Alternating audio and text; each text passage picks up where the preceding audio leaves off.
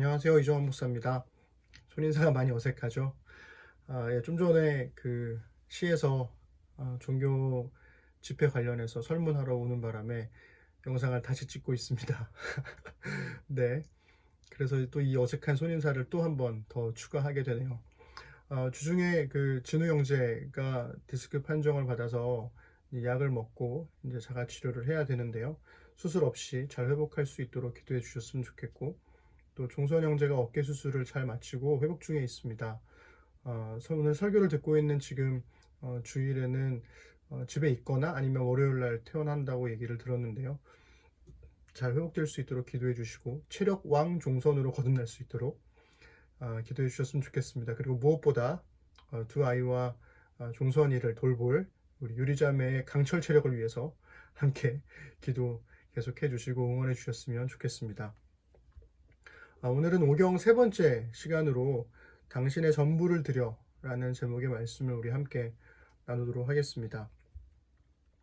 1919년의 3.1운동의 결과로 일본은 무단 통치, 힘으로 짓누르는 무단 통치를 끝내고 일본의 문화를 이식하겠다는 마음으로 문화 통치로 전환을 하게 되죠.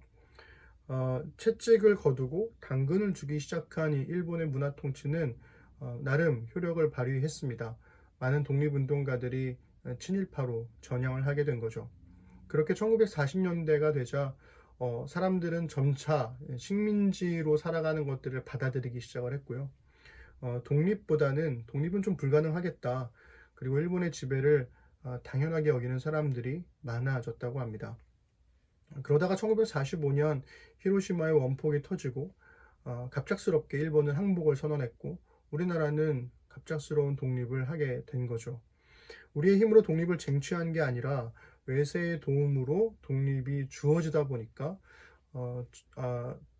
독립 이후에 우리나라의 안정에 대한 주도권은 우리가 갖지를 못했고 제2차 세계대전의 승전국인 미국이 그 주도권을 갖게 된 거죠. 미국은 빠른 안정을 위해서 일제에 부역했던 친일파들을 거의 그대로 사용했다고 합니다. 왜냐하면 행정이나 경찰력이나 이런 것들 치안 유지를 위해서는 그 당시에 이미 있었던 사람들을 활용할 수밖에 없었던 거죠. 그러고 나서 1950년 6.25 전쟁이 일어나고 1961년에 박정희의 쿠데타가 생기면서 독재 정권이 시작이 되죠. 그리고 민주화 운동과 또 군부 정권들을 지나치면서 오늘날 우리의 현대 사회에 이르게 된 겁니다. 간단하게만 이렇게 살펴봐도 우리나라가 굉장히 급변하는 정세 속에 오늘을 맞이했구나라는 생각을 할 수 있게 되는데요. 그러다 보니까 차분하게 과거를 반성하고 돌아볼 수 있는, 그래서 미래를 향해 나아갈 수 있는 기회를 얻지 못한 거죠. 그렇게 오늘을 맞이하다 보니 우리는 정말 일본으로부터 독립을 한 걸까? 이런 생각을 하게 되는 겁니다. 특히 우리 언어 속에 숨겨져 있는 일제의 잔재들을 볼 때마다 그런 생각을 하게 되는 거죠. 여러분 창씨개명이라는 말 아시죠? 우리의 성씨를 일본의 이름으로, 일본의 성으로 바꾸는 건데요. 창지개명이라는 말도 혹시 들어보셨습니까? 이 창지개명은 우리나라에 있는 여러 가지 지명들을 그거를 일본식으로 바꾸는 건데요. 1910년 일본은 식민 통치를 위한 행정구역 재편이라는 이유로 우리나라에 있는 97개의 군과 또 1834개의 면, 34,233개의 리와동을 일본식으로 창지개명을 했습니다. 그렇게 순우리말이 사라져가는 거죠.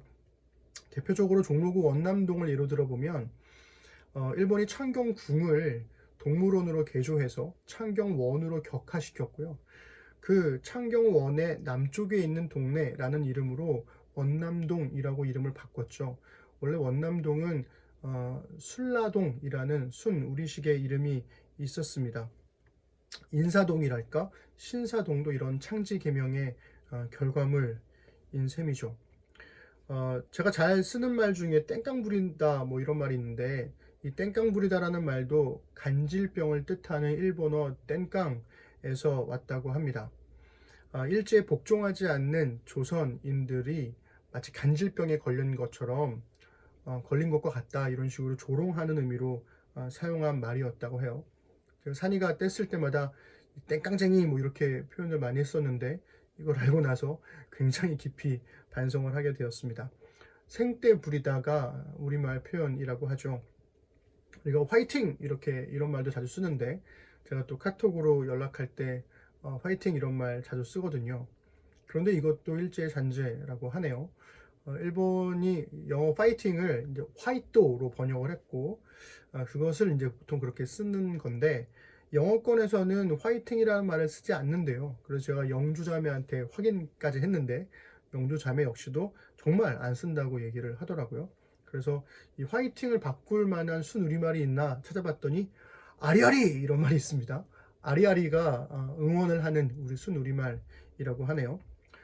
수학여행도 일제의 잔재 중에 하나입니다. 일본은 1910년부터 조선과 만주를 오가는 13박 14일가량의 수학여행을 만들었는데요. 일본의 학생들은 식민지로 보내서 자부심을 막 고취시키는 거고, 조선의 학생들은 일본으로 보내서 일본의 발전된 사회와 문화를 보게 하면서 독립에 대한 의지를 꺾으려고 했다는 거죠. 그래서 1920년에는 수학여행 거부 동맹이 일어나기도 했다고 합니다. 이 외에도 뭐 엄청나게 많죠. 일본군의 사기 진작을 위해 만든 337 박수라든가, 노래방 18번이라는 표현도 일본 전통예술 가부키의 18가지 기회 중에서 가장 자신 있는 기회를 18번째에 펼친다는 의미로 사용한 말이라고 해요. 오케바리라는 말은 결정을 뜻하는 일본어 오키마리에서 왔고요. 왔다리 갔다리, 이 표현은 이랬다 저랬다를 뜻하는 일본어 타리에서 왔다고 합니다. 땡땡이 무늬는 점을 뜻하는 텐텐에서 왔고요. 우리가 보통 부부 사이에 사이가 좋으면 인꼬부부라는 말 쓰잖아요. 근데 이 인꼬부부가 틀린 표현이라고 해요. 앵무새를 뜻하는 일본말이 인꼬고요. 원래 의미대로 하면 원앙부부가 맞는 표현이라고 합니다. 뭐 이 외에도 일제의 잔재가 굉장히 많죠. 분명 정치적으로는 독립한 게 맞는데 문화적으로는 독립한 것 같지 않은 그런 찝찝한 기분이 드는 겁니다. 물론 우리는 일본말뿐만 아니라 영어도 섞어 쓰고 한글도 줄여 쓰고 뭐 분해해서 쓰고 막 하잖아요. 일제 잔재의 언어를 쓴다고 해서 우리가 친일을 하는 것도 아니니까 대수롭지 않게 그냥 생각할 수도 있겠지만, 그럼에도 불구하고 신경이 쓰이는 이유가 뭘까? 아마도 일본의 지배를 받았던 그 뼈아픈 상처를 제대로 치료하지 않아서 골문 채로 그냥 덮어버리면서 살아오는 게 아닐까? 그 이유 때문에 이 찝찝한 기분이 드는 게 아닐까라는 생각이 듭니다. 우리가 3월 한 달 동안 모세 오경의 흐름들을 배우면서 설교 말씀을 함께 녹여서 나누고 있는데요. 지난주까지의 함께 지나온 길들을 간단하게 갈무리 해보고 말씀을 나누면 좋을 것 같습니다. 성경을 하나의 바게트 빵이라고 생각을 해보세요. 여기 그림이 나올 건데, 구약과 신약으로 쪼개고 이 구약과 신약을 각각 4개의 덩어리로 또 쪼개서 나눌 수가 있습니다. 구약은 오경, 역사, 예언, 성문서 이렇게 나눌 수가 있고, 신약은 복음서와 행전, 사도행전이죠. 그리고 바울서신과 일반서신, 계시록 이렇게 나눌 수가 있겠습니다. 이 8개의 덩어리 중에 우리는 지금 첫 번째 덩어리인 오경을 야금야금 먹고 있는 거죠. 첫 주에 당신의 나라는 이라는 설교를 통해서 이 오경이 가나안에서 이집트로, 그리고 다시 이집트에서 가나안으로 향하는 여정이라는 것을 우리가 함께 나누었고요. 이방인이자 나그네로 살았던 이스라엘을 하나님의 백성으로 삼는 꿈이 오경의 중심 주제라는 것을 배웠습니다. 그리고 지난주에는 당신의 희년으로라는 설교를 통해서 오경을 산으로 비유했죠. 그래서 레위기 19장에는 이스라엘의 거룩을 정상으로 하고 16장의 속죄일과 25장의 희년이라는 2개의 봉우리를 가진 산으로 비유할 수 있다고 말씀드렸습니다. 그래서 오경을 등산하는 것은 어떻게 하나님의 백성이 될 수 있는가의 과정이고, 하산하는 것은 어떻게 하나님의 백성으로 살아갈 것인가의 과정이라고 말씀을 나누었죠. 그래서 우리는 속죄를 통해서 하나님 백성이 되고 거룩을 통해서 하나님의 백성다운 삶을 살며 희년을 통해서 하나님의 나라를 이루라는 소명을 받는다. 이렇게 지난주에 말씀을 드렸습니다. 여기까지 들어보면 굉장히 낭만적인 이야기잖아요. 그런데 오경에는 낭만적인 이야기만 있지는 않습니다.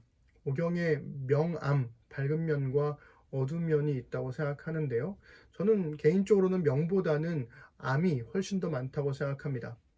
그리고 개인적으로 이 오경의 암을 담당하는 것, 이 어두운 부분을 담당하는 것이 민수기라고 생각하는데요. 그래서 그런지 민수기는 오경 중에 가장 베일에 쌓여 있는 그리고 다른 성경에 비해서 관심을 덜 받는 성경이 아닐까 싶어요. 여러분 창세기 하면 떠오르는 말들이 있잖아요. 뭐 창조랄까? 그리고 뭐 아브라함, 이삭, 야곱, 요셉과 같은 족장들의 이야기 뭐 이런 것들이 막 생각나잖아요. 출애굽기 하면 모세가 단연코 떠오르고 뭐 홍해 사건이랄까? 뭐 시내산, 십계명 뭐 이런 말씀들이 떠오르죠.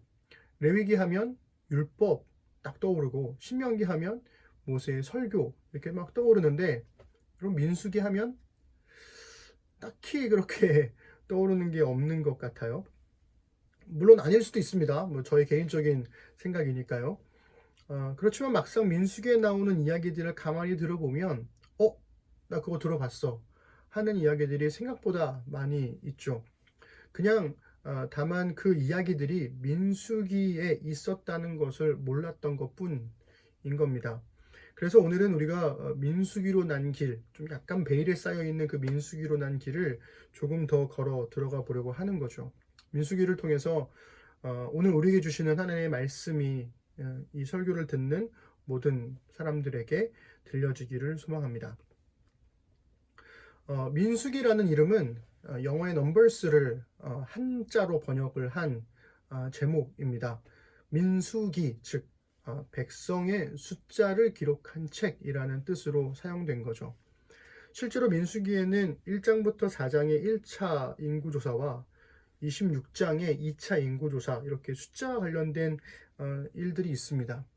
그렇지만 히브리 성경의 원래 제목, 민수기의 원래 제목은 베미드바르예요.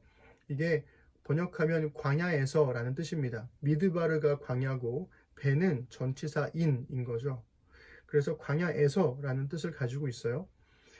민수기의 첫 번째 히브리어 단어가 베미드바르여서 베미드바르라고 하는 제목이 붙은 겁니다.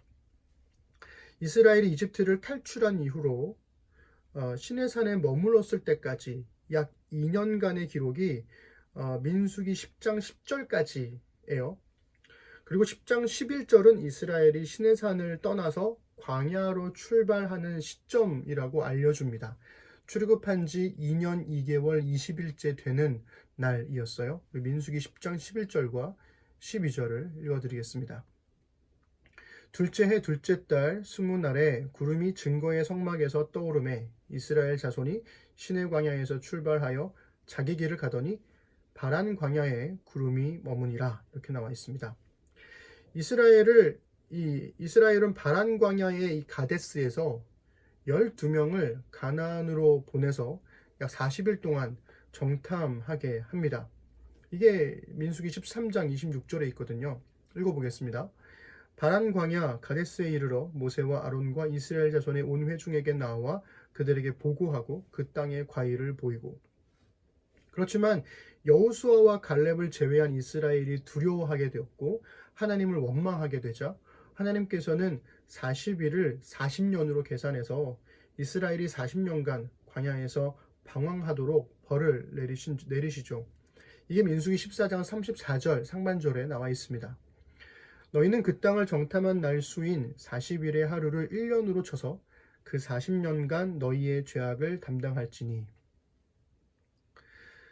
이스라엘은 하나님을 믿지 못해서 출애굽부터의 40년을 광야에서 방황하게 되는 거죠. 그리고 20장 14절에서는 명확한 시점을 기록하지 않은 채 갑작스럽게 다시 가데스에 온 것으로 이야기하고 있습니다. 20장 14절을 읽어드리겠습니다. 모세가 가데스에서 에돔 왕에게 사신을 보내며 이르되 당신의 형제 이스라엘의 말에 우리가 당한 모든 고난을 당신도 아시거니와.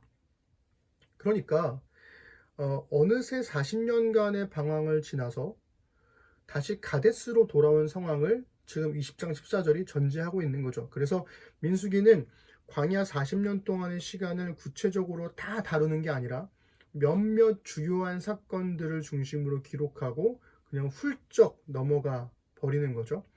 그래서 민수기 10장 11절부터 20장 13절은 출애굽부터 시작해서 시내산에서 머물렀던 약 2년간의 시간을 제외한 이 광야에서의 38년간의 시간을 굉장히 짧게 압축해서 기록한 셈인 거죠.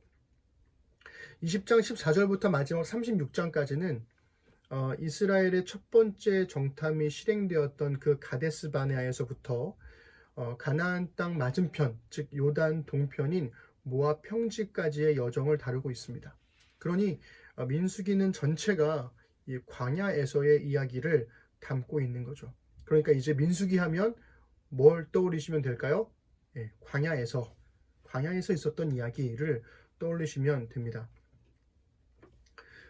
레위기 19장에 있는 이스라엘의 거룩이라는 정상에서 내려와서 25장의 희년을 지나오게 되면서 이스라엘은 우리가 어떻게 하나님의 백성으로 살아갈 것인가를 배웠다고 말씀을 나눴죠. 하나님의 구름이 떠오르고 하나님의 언약궤와 함께 이스라엘은 광야로 향하게 됩니다. 보이지 않는 하나님은 보이는 언약궤와 보이는 하나님의 구름으로 이스라엘과 함께 하심을 보이셨고, 모세는 그 이스라엘을 위해서 기도했죠. 되게 장엄한 이야기 그리고 감동적인 이야기가 될 수 있습니다. 민수기 10장 33절부터 36절 말씀을 우리 함께 읽겠습니다. 그들이 여호와의 산에서 떠나 3일 길을 갈 때에 여호와의 언약궤가 그 3일 길에 앞서가며 그들의 쉴 곳을 찾았고, 그들이 진영을 떠날 때에 낮에는 여호와의 구름이 그 위에 덮였었더라. 궤가 떠날 때에는 모세가 말하되 여호와여 일어나서 주의 대적들을 흩으시고 주를 미워하는 자가 주 앞에서 도망하게 하소서 하였고, 궤가 쉴 때에는 말하되 여호와여 이스라엘 종족들에게로 돌아오소서 하였더라. 그렇다면 이 10장 11절부터 20장 13절까지 광야에서 방황했던 이스라엘은 하나님의 백성답게 살아가고 있었을까라는 질문을 던질 수가 있는 거죠. 그런데 하나님의 함께 하심에도 불구하고 이스라엘은 여전히 불평과 원망으로 가득했습니다. 바로 뒤에 이어지는 11장 1절부터 3절은 그 원망을 보여주죠. 읽겠습니다. 여호와께서 들으시기에 백성이 악한 말로 원망하매 여호와께서 들으시고 진노하사 여호와의 불을 그들 중에 붙여서 진영 끝을 사르게 하시매 백성이 모세에게 부르짖음으로 모세가 여호와께 기도하니 불이 꺼졌더라. 그곳 이름을 다베라라 불렀으니 이는 여호와의 불이 그들 중에 붙은 까닭이었더라. 히브리어 타베라라는 말은 불사르다라는 뜻입니다. 문제는 여기서 끝이 아니라는 거죠. 다시 이어지는 이야기에서 이스라엘의 불평과 원망은 계속되었습니다. 우리 4절부터 6절 이어서 읽겠습니다. 그들 중에 섞여 사는 다른 인종들이 탐욕을 품음에 이스라엘 자손도 다시 울며 이르되 누가 우리에게 고기를 주어 먹게 하랴. 우리가 애굽에 있을 때에는 값없이 생선과 오이와 참외와 부추와 파와 마늘들을 먹은 것이 생각나거늘 이제는 우리의 기력에 다하여 이 만나 외에는 보이는 것이 아무것도 없도다 하니. 이집트에서 나온 이후로 이스라엘의 불평은 멈추지 않고 계속되었어요. 그렇지만 이스라엘을 돌보시는 하나님의 손길은 변함이 없었습니다. 하나님의 구름과 언약궤가 그리고 매일매일 내려주시는 만나가 이스라엘에게 주어졌던 거죠. 11장 9절만 읽겠습니다. 시작. 밤에 이슬이 진영에 내릴 때에 만나도 함께 내렸더라. 그러니까 매일 이슬이 내리는 것이 당연한 것처럼 하나님께서 주시는 만나도 자연스럽게 이스라엘에게 주어졌던 거죠. 이스라엘이 수고해서 얻은 것이 아니라 수고하지 않았음에도 불구하고 주어진 것들입니다. 게다가 지금 이 말씀들을 기록하고 있는 시점은 이스라엘이 광야에서 40년 동안 방황하게 될 거라는 것이 결정되기 전이에요. 아직 가데스 바네아에 안 갔거든요. 그러니까 지금은 시내산을 내려와서 가나안 땅으로 곧장 가고 있는 중이었던 겁니다. 이스라엘이 가나안 땅을 정탐하는 14장에 이르러서야 비로소 문제가 생기는 거죠. 그리고 14장에 이르게 되면 그 장까지 매 장마다 이스라엘의 불평과 원망에 대한 기록들이 반복이 돼요. 11장에서는 원망과 탐욕이 나오고요. 12장에서는 모세를 향한 비방이, 13장에서는 가나안 정탐에 관한 악평이, 14장에서는 백성들의 통곡과 원망과 악평과 배반이 나옵니다. 심지어는 이 40년간의 광야 생활이 결정된 다음에도 16장에서는 레위의 자손이었던 고라와 다단과 아비람이 반역을 하죠. 모세와 아론을 향한 원망도 나옵니다.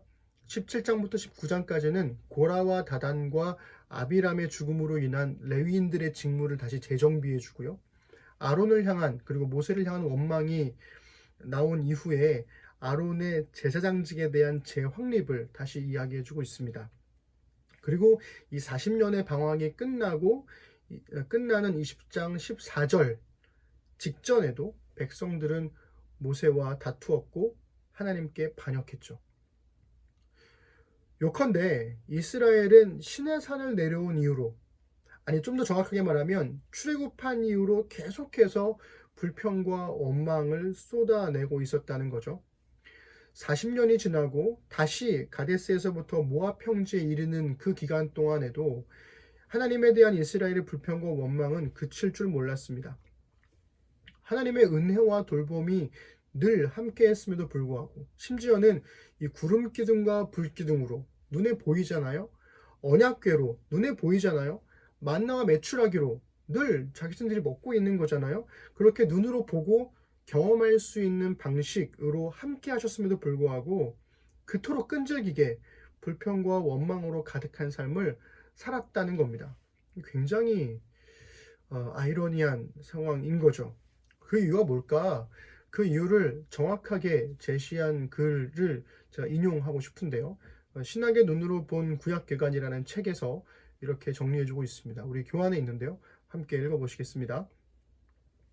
오랜 세월 동안 억압받았던 이스라엘 공동체는 노예 근성에 깊이 물들어 있었다. 그들은 자신들이 더 이상 노예가 아니라는 사고방식을 쉽게 용납하지 못했다. 하나님은 그들이 다시금 바로 서서 걷도록 하기 위해 일하셔야만 했다. 최소한 부분적으로나마 유랑의 세월은 그러한 정체성을 확립하기 위하여 해방과 정착 사이에 놓인 필연적인 완충장치였다.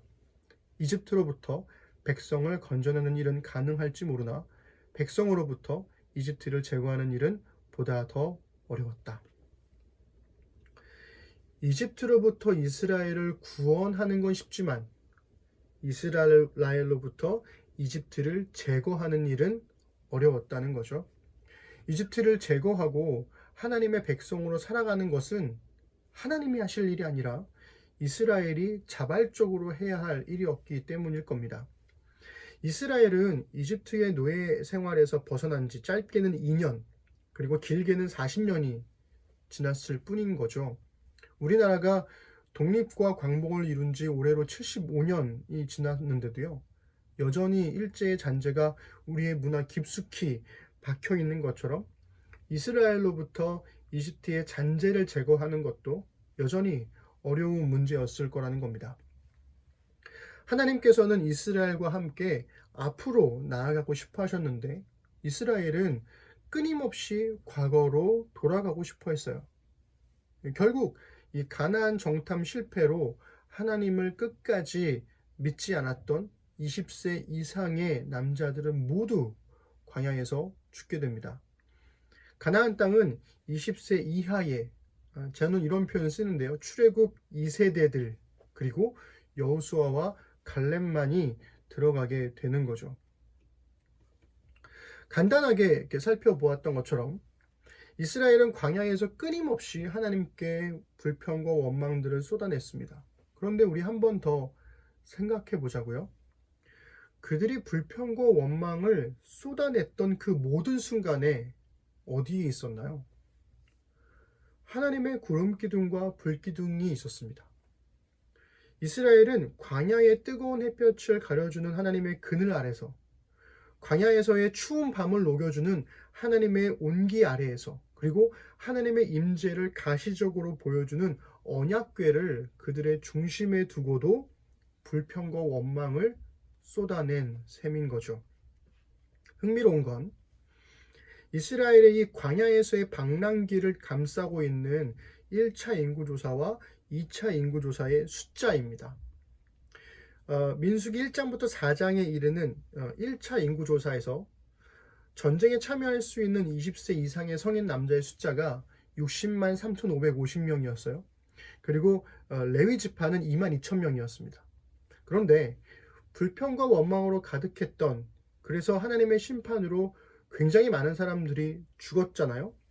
심지어는 40년이 지나고 출애굽 1세대들은 대부분 죽었을 겁니다. 그럼에도 불구하고 2차 인구조사의 결과는요, 1차와 별반 다르지 않아요. 전쟁에 참여할 수 있는 20세 이상의 성인 남자가 60만 1730명이었고요. 레위 지파는 2만 3천 명이었습니다. 거의 차이가 없고 레위 지파는 오히려 1000명이나 늘었죠. 이스라엘의 불평과 원망이 끊임없이 지속되었음에도 불구하고 이스라엘을 향한 하나님의 은혜는 조금도 흐트러짐이 없었다는 겁니다. 하나님께서는 거대한 숫자를 이루는 이스라엘 백성의 몸뚱이를 원하신 게 아니었어요. 하나님은 이스라엘의 생각과 마음, 일상의 모든 구석구석들을 다 원하시는 겁니다. 속죄를 통해서 하나님의 백성이 되고, 거룩을 통해서 하나님의 백성다운 삶을 살고, 희년을 통해서 하나님의 나라를 이루라는 그 소명은 이스라엘의 자발적인 헌신을 필요로 하는 거죠. C.S. 루이스는 하나님을 전심으로 따른다는 것, 그리스도인이 된다는 것에 대해서 이렇게 설명을 했습니다. 순전한 기독교에서 인용한 건데요. 우리 함께 읽어보겠습니다. 그리스도인의 길은 다르다. 더 견고하고 더 간단하다. 그리스도께서는 말씀하신다. 내게 모든 것을 다오. 난 너희의 시간과 돈과 수고를 그리 많이 원하지 않는다. 나는 너희를 원한다. 나는 너희의 타고난 본성에 고통을 주려고 온 것이 아니라 아예 그것을 죽이려고 왔다. 미봉책은 전혀 좋지 않다.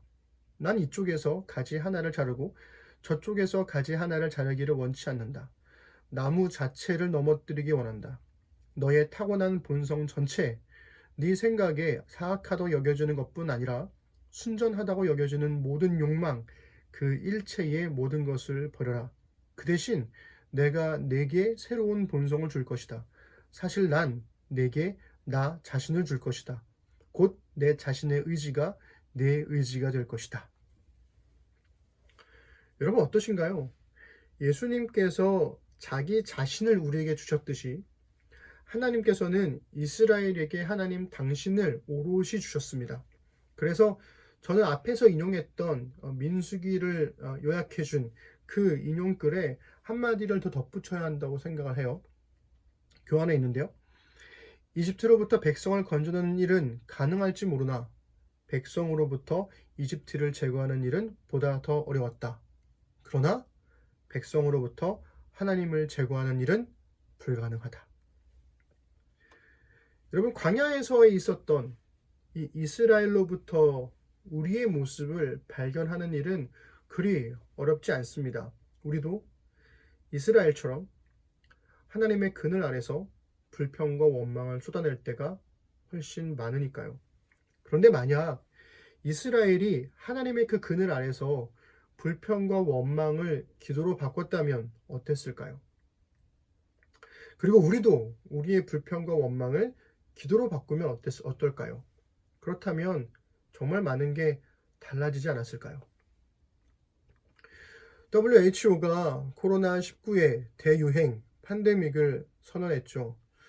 유명한 스포츠 경기들, NBA, 축구들, 야구들 중단되고 연기되고 난리도 아닙니다. 우리는 이제껏 겪어보지 않은 전쟁과는 또 다른 대혼란의 시기를 지나게 될지도 모릅니다. 정부와 기업은 물론이고 종교와 교육도 역시 이전과는 다른 전혀 새로운 길을 모색해야 하겠죠. 우리는 우리가 접해보지 못한 전혀 새로운 종류의 광야를 지나가야 하는 이 현실을 지금 마주하고 있는 겁니다. 그렇지만 여전히 우리가 하나님의 그늘 아래에 있다는 것, 하나님의 은혜와 돌봄과 보호 아래에 있다는 것은 변함이 없습니다. 그것도 변치 않는 현실인 거죠. 불평과 원망은 하나님을 향한 기도로 바꾸고, 걱정과 두려움은 예수 그리스도를 향한 신뢰로 바꾸며, 그리고 오늘의 광야를 함께 하시는 성령님과 함께 걸어가는 우리가 되었으면 좋겠습니다. 여전히 좀 지난하고 또 언제 끝날까, 언제까지 계속될까 답답한 그런 상황들이 반복되고 있는데요.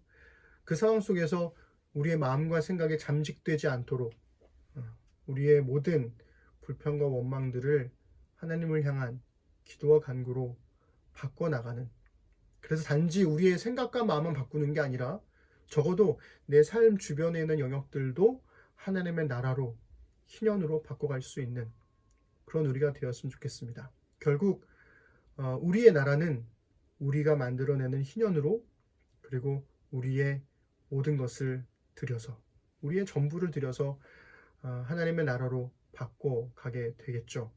그 길에 우리 함께 동참했으면 좋겠습니다. 그리고 그 길에 제가 그리고 우리 심는 사람들이 함께 했으면 좋겠습니다. 기도하겠습니다. 하나님, 전 세계적으로 이제 이 코로나19에 대한 두려움들이 가중되고 있고 많은 나라들이 혼란에 빠져 있습니다. 어떤 나라는 그저 모른 척 아닌 척 덮으려고 하고, 어떤 나라들은 어찌할 바를 알지 못해서 방황하며 고민하고 있습니다.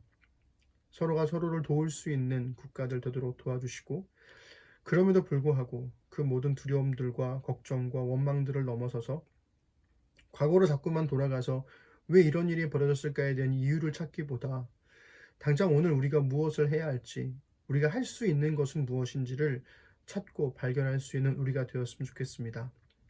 자칫 심각한 상황들 속에서 우리의 마음조차 어두워지지 않도록 돌봐주시고, 여전히 우리가 하나님의 그늘 아래에 있음을, 그 그늘 아래에서 불평과 원망을 쏟아낸다 하더라도 우리를 향한 주의 은혜는 변함이 없으니 다시금 우리도 눈을 들어 하나님의 함께 하시는 그 능력과 은혜를 기대하고 주님과 함께 걸어 나갈 수 있는, 그래서 그 광야를 기꺼이 다 지나갈 수 있는 우리가 되었으면 좋겠습니다. 각자의 삶에, 그리고 각자의 가정에 하나님의 위로와 돌봄이 함께 하시기를 간절히 소망합니다. 직장에서, 가정에서, 사람들과의 만남 속에서 두려움을 넘어 기꺼이 선을 행할 수 있는 우리 사랑하는 심는 사람들 되도록 주님 인도하여 주옵소서. 감사드립니다. 예수님의 이름으로 기도드립니다. 아멘.